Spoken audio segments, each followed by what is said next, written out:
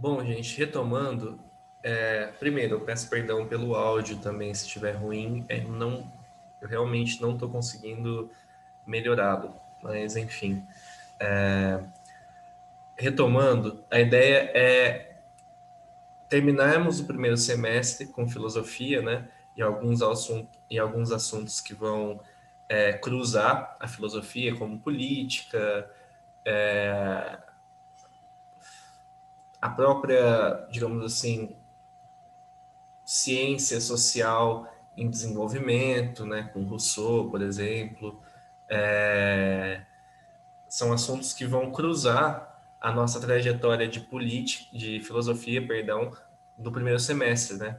Para vocês terem a base necessária para entenderem o período de formação da sociologia no século XIX, né? Como eu disse, a sociologia é uma matéria, uma disciplina irmã da psicologia e da antropologia, que não significa, nem um pouco, que tratam sobre a mesma coisa, que têm o mesmo objeto de investigação, o mesmo objeto de estudo, essas três ciências. Não tem.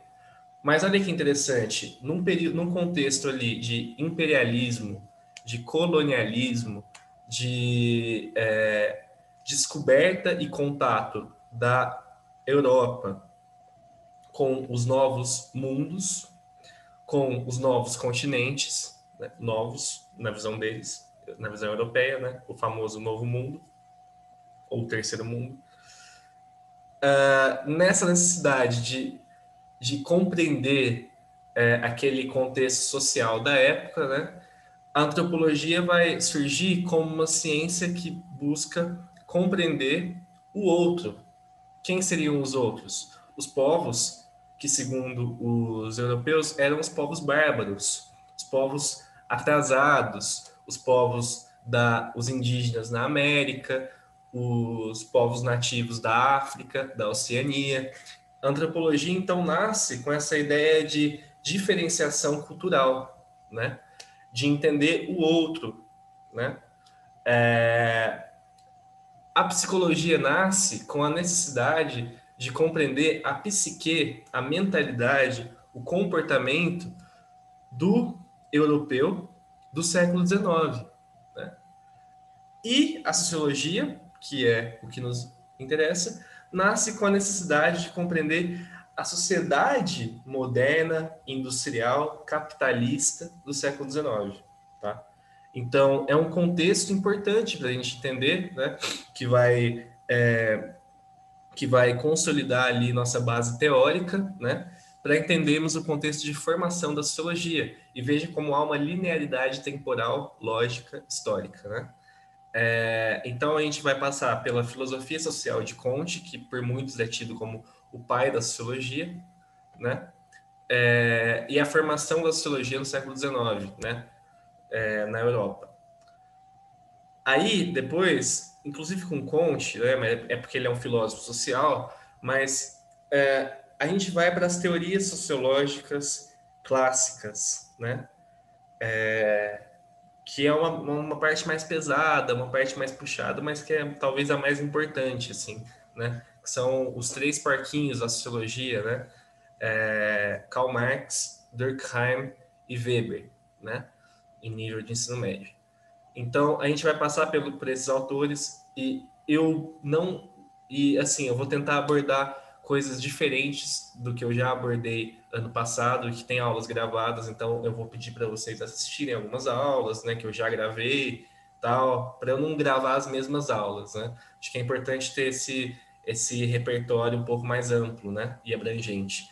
Então, eu pretendo dar uma aula sobre Marx, né, que não é um sociólogo, diga-se de passagem, é um teórico social, né? Porque a sociologia, na época que Marx está desenvolvendo ali sua produção intelectual, a sociologia ainda não era uma ciência.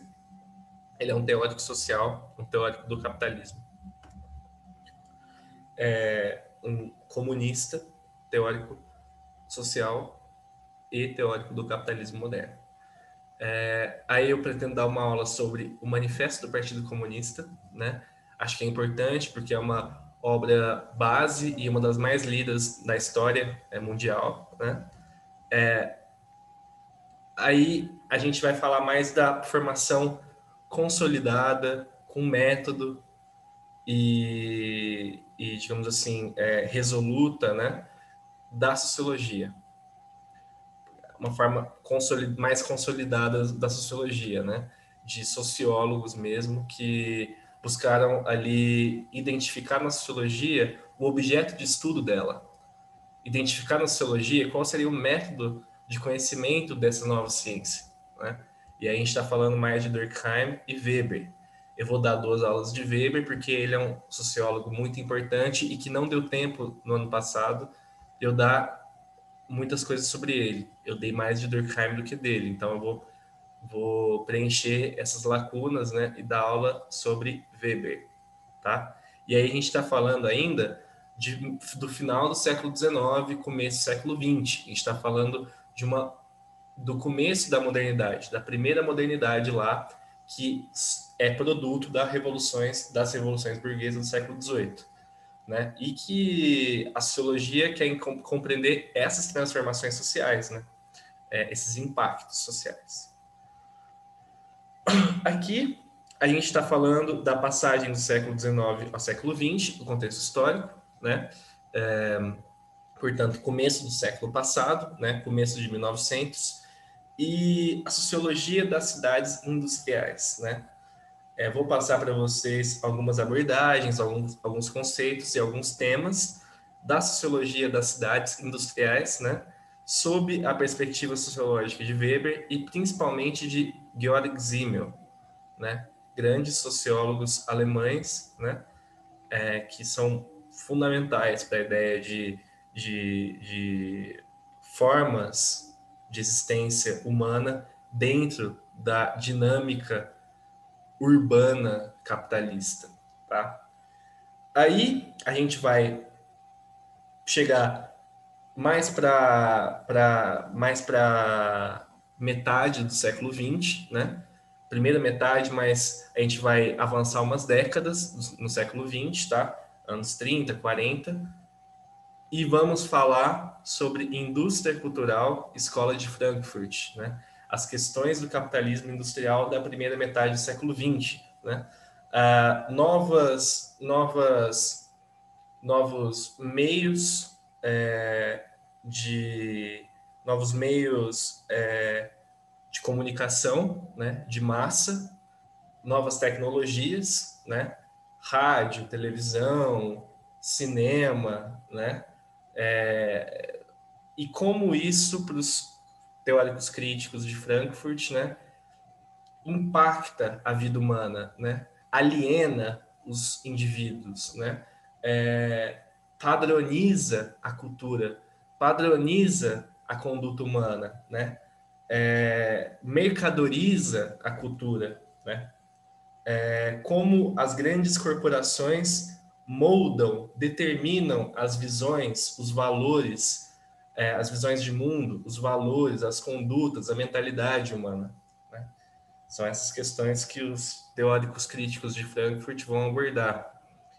Aí a gente vai falar sobre sociologia do trabalho, que também o vestibular cobra muito, e vamos falar sobre processos de racionalização do trabalho e modos de produção industrial no século XX, falando do sistema taylorista-fordista, que é o capitalismo industrial do começo do século XX, tá?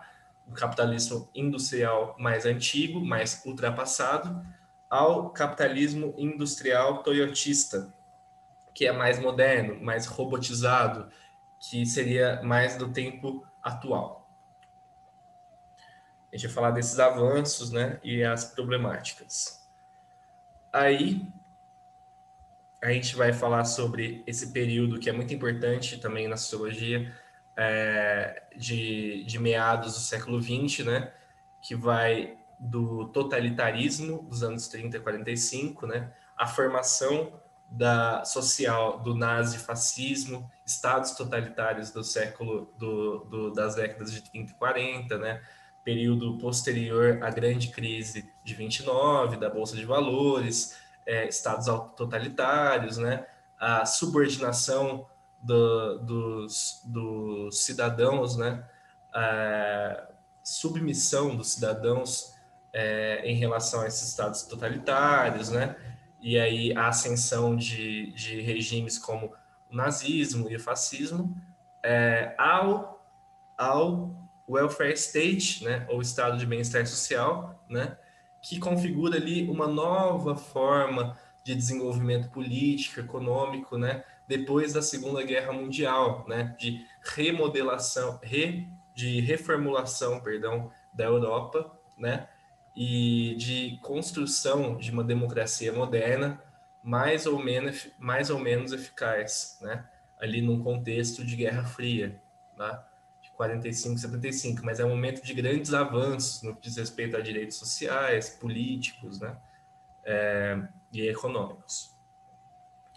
Aí a gente vai falar, depois, percebam que eu estou seguindo uma ordem cronológica, né?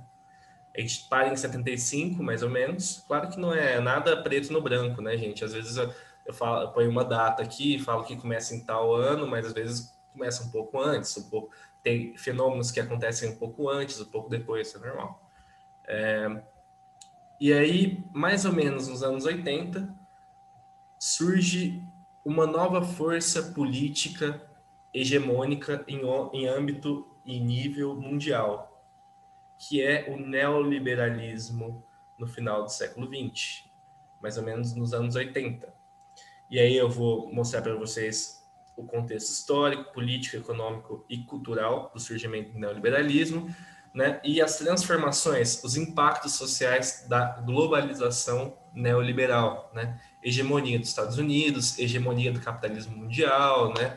A ideia de individualismo, né? Como tudo isso impacta a nossa vida social. Aí a gente vai falar de uma maneira mais crítica sobre o neoliberalismo, né? A gente vai falar das consequências do neoliberalismo nos tempos atuais, precarização do trabalho, desemprego, desigualdades extremas, crises ambientais, né? São todos pontos importantes para entendermos de uma maneira crítica o que significa o neoliberalismo e as crises que o neoliberalismo gera para grande parte da população mundial. Isso tudo com base científica. E aí, na antepenúltima aula, a gente vai falar sobre as crises democráticas do século XXI, fenômeno do populismo contemporâneo, a ascensão da extrema-direita, a ascensão de discursos de ódio e antidemocráticos, a xenofobia e racismo, as manipulações políticas na web, as fake news. E vocês vão perceber como isso tem um sentido lógico dentro dos efeitos, dos impactos, das consequências do neoliberalismo para a nossa sociedade, né? Para a sociedade, digamos assim, mundial, para a globalização, né? Tem um efeito lógico esse curso de crises democráticas do século XXI, tá? Tem um efeito lógico do neoliberalismo. E vocês vão perceber isso, vão perceber a força da extrema-direita, né? A força do conservadorismo político, né? A força a volta, né? Da força da religião, né? Na política principalmente, né? Principalmente as igrejas neopentecostais. Então, tudo isso vai fazer parte aí da nossa aula sobre populismo contemporâneo, né? Fenômeno Bolsonaro, fenômeno Trump, né? São todos populistas, né? E que governam a partir de preceitos e condutas antidemocráticas, né? Que governam a partir de discursos de ódio, né? Que se promoveram, né? A partir de manipulações políticas na web, a partir das fake news, né? Tudo isso eu vou abordar, né? Perdão. E aí, nas duas últimas aulas, eu separei aulas sobre tópicos especiais, né? De uma certa forma, a gente terminou o conteúdo programático aqui, tá? No dia 25/10. Eu vou dar umas aulas sobre tópicos especiais que eu acho importante vocês saberem para o vestibular. Para a vida, mas para o vestibular também, porque eu percebo que cai, viu? Aí eu vou falar sobre alguns autores clássicos e algumas obras clássicas das ciências sociais brasileiras, né?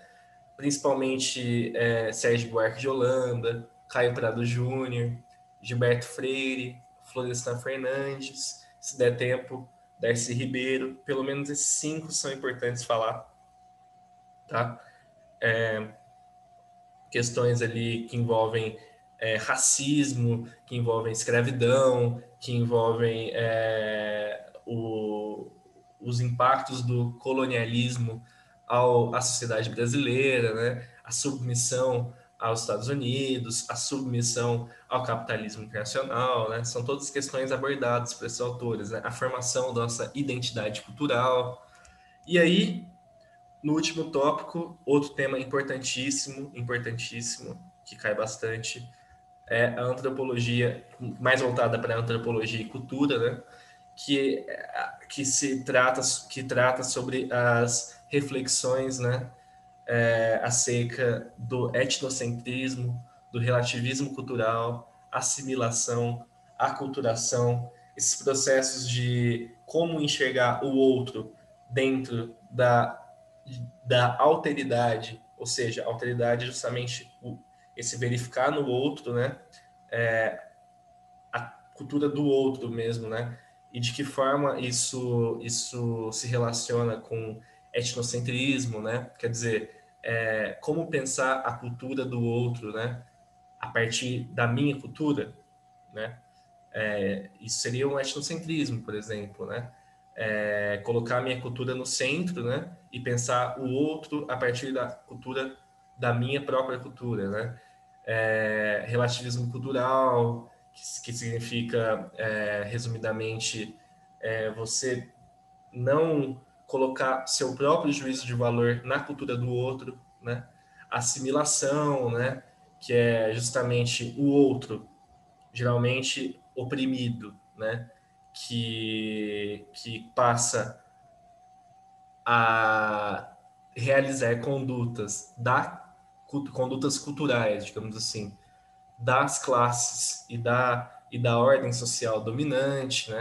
Então, o indígena que tem smartphone e que vive e que trabalha no shopping, né? O indígena, e que vive uma vida, digamos assim, de homem branco, né?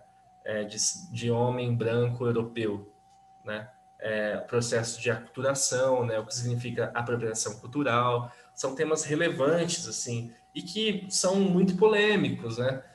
De forma que eu quero suscitar o debate, a reflexão, vocês saberem conceitos, tá? Não pretendo, de maneira alguma, em todas as aulas, né? Não pretendo aqui dar respostas, né? Principalmente nessa aula sobre tópicos especiais em antropologia e cultura. Não vai ter nenhuma resposta, vai ter reflexão e abordagem de conceitos para vocês fazerem os vestibulares, talvez colocar numa redação, né? Que é muito importante, principalmente nos vestibulares de universidade pública, né? Não sei como é que vai estar o Enem com o nosso governo, né? Mas é isso, gente. Espero que vocês tenham gostado. Eu vou deixar o programa da disciplina disponível no Classroom, tá? Vou deixar lá disponível. E qualquer dúvida podem me chamar. Espero que vocês tenham tido interesse nas aulas, né? Interesse no programa da disciplina. E é isso. Qualquer coisa eu estou à disposição. Muito obrigado.